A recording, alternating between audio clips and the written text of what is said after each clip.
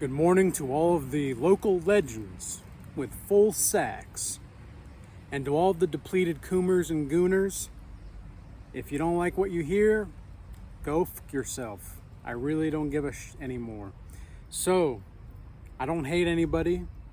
I'm just not putting my attention to anything that really doesn't serve me. And that's really what this comes down to, because it's not really about anybody versus anybody, because that only exists when you're in form. But when you're oriented from a place of timelessness, there's no need for any type of war, because you've made peace with yourself. And when you make peace with yourself, you naturally know how to make peace with other people. But this is not about being peaceful with people who are trying to destroy you, right? There's a certain plane, because we exist on multiple planes of consciousness simultaneously. There's a way in which the local legends with full sacks have to move. We don't want to have to put you in a position where we need to put you in your place, but we will.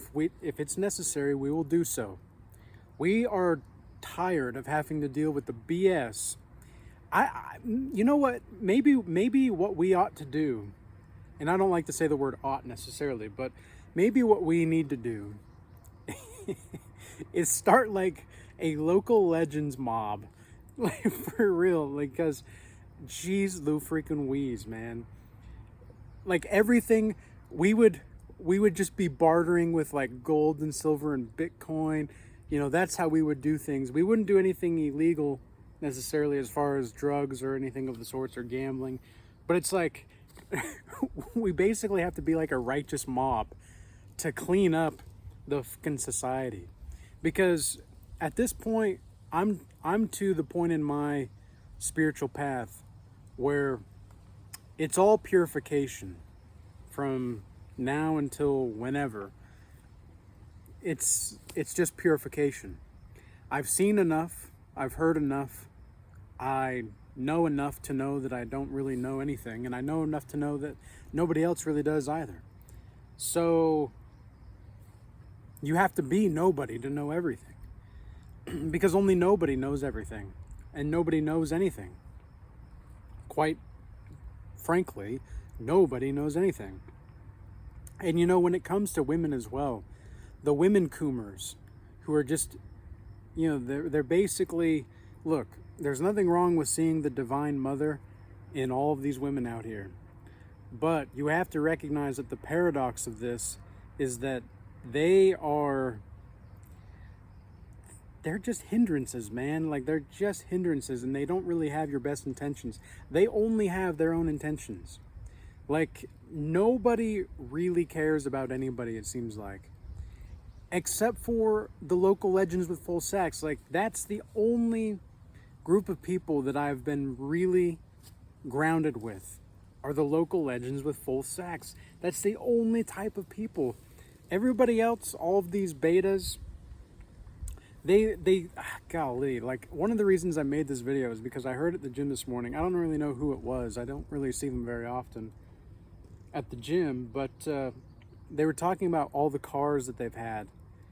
And he's like, yeah, since I've been married, I've had at least 300 cars. And at first I was like, okay, that's hyperbole, right? He's got to be joking about this.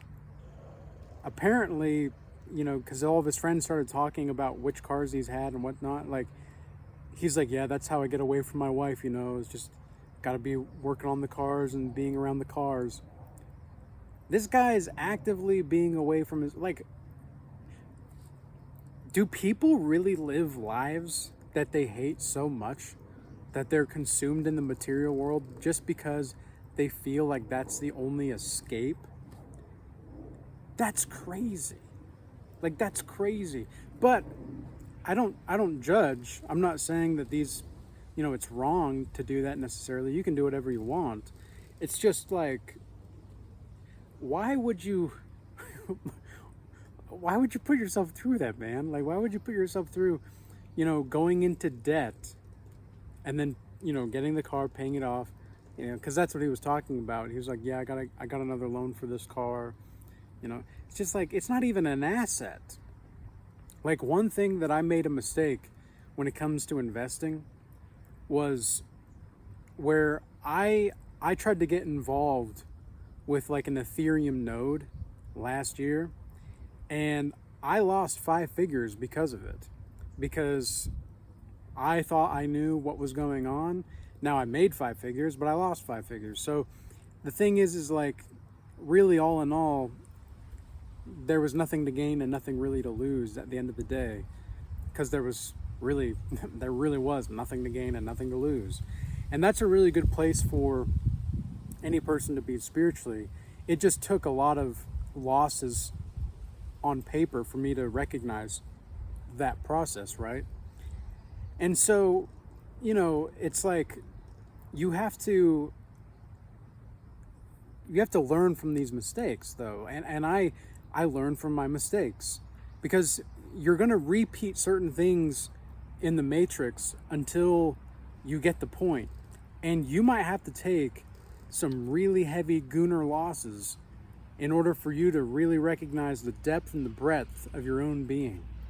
Now, when it comes to orienting yourself from a place of timelessness in this, there's a key where you have to, it's not even like you have to, it's just, the speaking these words can be superfluous to me sometimes, but at the same time, it's very, very useful, I know, for other people. Just know that, take this with a grain of salt, if not a pound of salt, okay? And if it resonates with you, great. If it doesn't, it doesn't.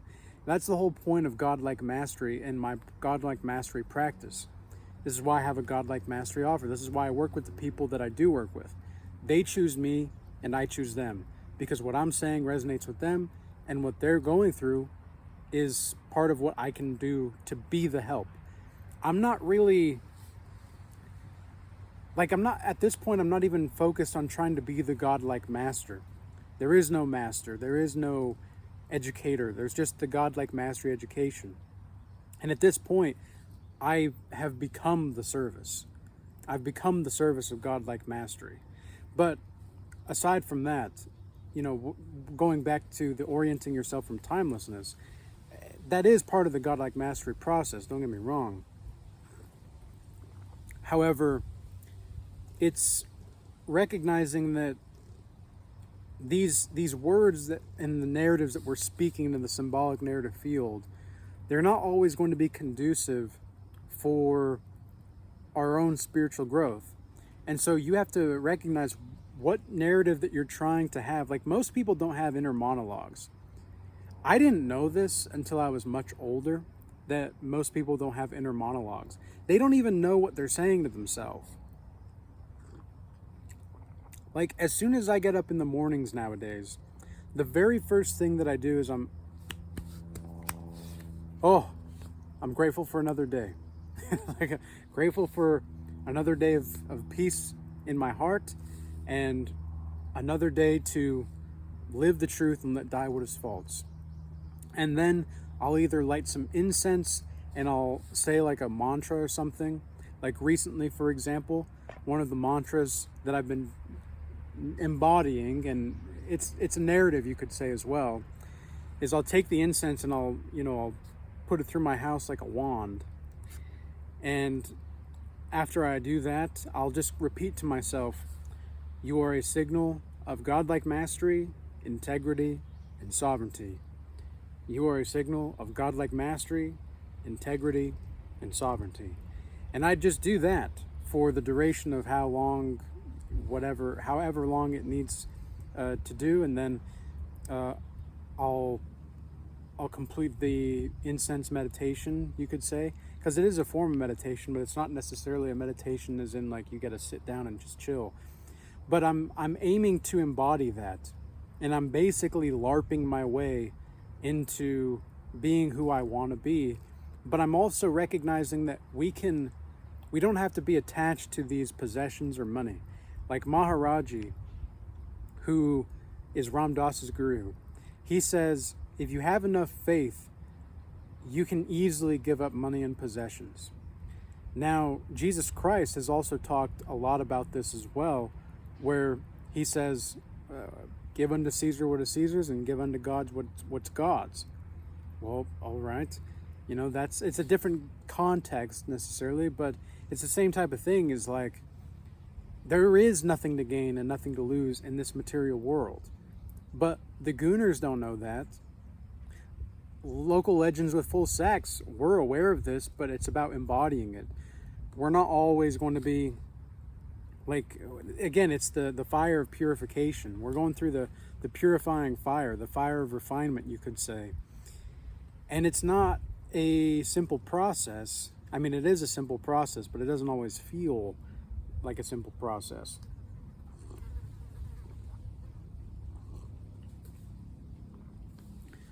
Oh, the coffee is at like that perfect temperature right now, where it's like, it's just warm enough to where it can warm your belly and your throat going down, but it's not so hot that it will like burn your tongue or anything. Oh man.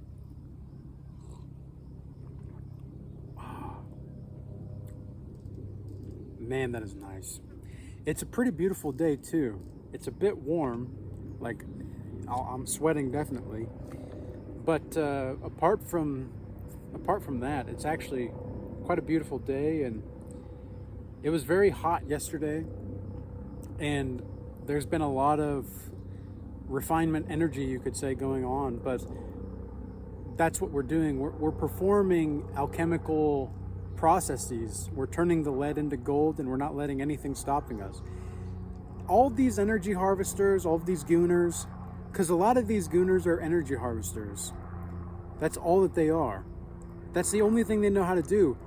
And somebody made a comment that I thought was so brilliant recently in one of my videos.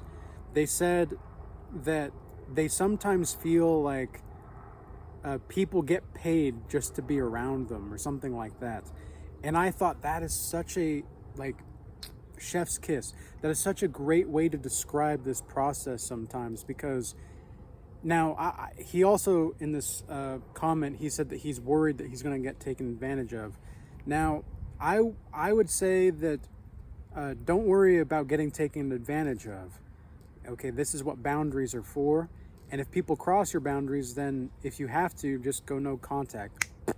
You know, just I have such a great cutoff game at this point, where I'm not surprised by any deviation from people who claim to be on, you know, with me or following me or with me or on my team or whatever the case, you know, however they define it. I have no surprises anymore.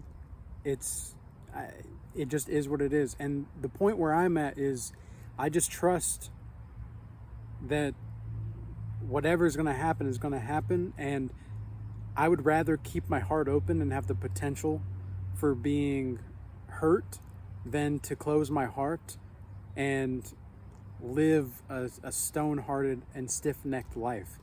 You know, I would just not rather do that. But this is not to say that I'm like a happy person all the time in public, because in public I'm very neutral most of the time. I mean, people even tell me that they don't see me smile so much, so when they do see me smile out in public, it's a very nice thing for them.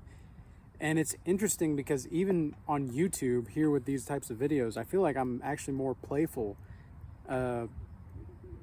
sometimes here than with myself, but definitely with myself, I'm the most joyful. It's not that I hate being around people. It's not that I hate people. It's just that I find more joy when they're not around. That's just the truth. I'm not hating. That's the way that it is, especially around the Gooners and the Coomers. I mean, holy crap.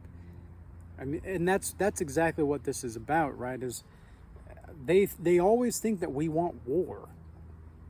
Just because we're content with ourselves. They're like, oh, so this guy thinks we're better, like he's better than us. No. That's not what we're thinking. That's not, just because we're local legends doesn't mean that we think everybody else is like a dimwit. Even though you act like it sometimes, it's just the case that we don't think that way. We don't think that everybody's, dim. We see the beauty of the soul of existence in everybody and everything. You can call it Christ, you can call it Ram, you can call it Bhagwan, you can call it Allah, whatever you want to call it. Yeah, I mean, we're all part of that, whatever you define it. And I don't serve, I don't really serve anyone anymore. I don't really serve anyone particularly. What I serve is just to be. I just be the service rather than trying to serve something. I just be the service. And a lot of people think that they, like these beta religious spirits who think that they know shit. It's so annoying to listen to them, because all they do is proclaim to the vanity and to the tickling of the ears of those people who are lost. It's not even lost. They're wanting guidance. They just don't know who to turn to, and they don't know how to turn to themselves. So they just turn to this person at the pulpit who's telling them what they want to hear. Oh, you're so chosen. You're so this. You're so... I don't believe in chosen ones anymore. Because the chosen one is you. You're the one who chooses yourself. You talk about chosen ones as if somebody else is choosing you. It's God inside you that's choosing you. It's the soul of existence expressing itself through you that's choosing you. Yeah, that's what it means to be chosen. To be chosen means to recognize yourself. To be chosen means to recognize who you are as you are, and to love yourself and to love everybody while telling the truth. But you can't just go around being brutal in your truth all the time, right? Like Nietzsche did that, and boy, oh boy, I actually have read a little bit of Nietzsche recently, so his abrupt language is perhaps seeping through me in the spirit of the time. But yeah, I mean, I'm just golly, these Gooners, man. We don't want to have to go to war, but we might need to start a righteous mob. Who knows, man? Who freaking knows? Man, I don't know why, but this feels like the best cup of coffee I've had for quite a while. It's just, oh, man, that is great. Fantastic. Well, I'm going to finish this cup of coffee. Be blessed. Apply to the Godlike Mastery if you're ready for that type of transformation, or join the Regal Academy, where we have a group of like-minded individuals and we have group calls each week. Classes available for you to go at your own pace. So resources for spiritual growth are there, and I am very bullish. What is this? Must be attracted to the sweat or something. The sweat of my brow. What was I saying? Yes. The Regal Academy. So we have the group calls as well as the classes that you can do at your own pace. And, this is, maybe we'll start the righteous mob there. Who knows? But right now we're making a lot of music. And it's really interesting because I've been pondering the ontology of music when it comes to the structure of timelessness and the lack of structure and timelessness, because, well, that's a story for another time. Peace be with you. Be blessed. Until next time.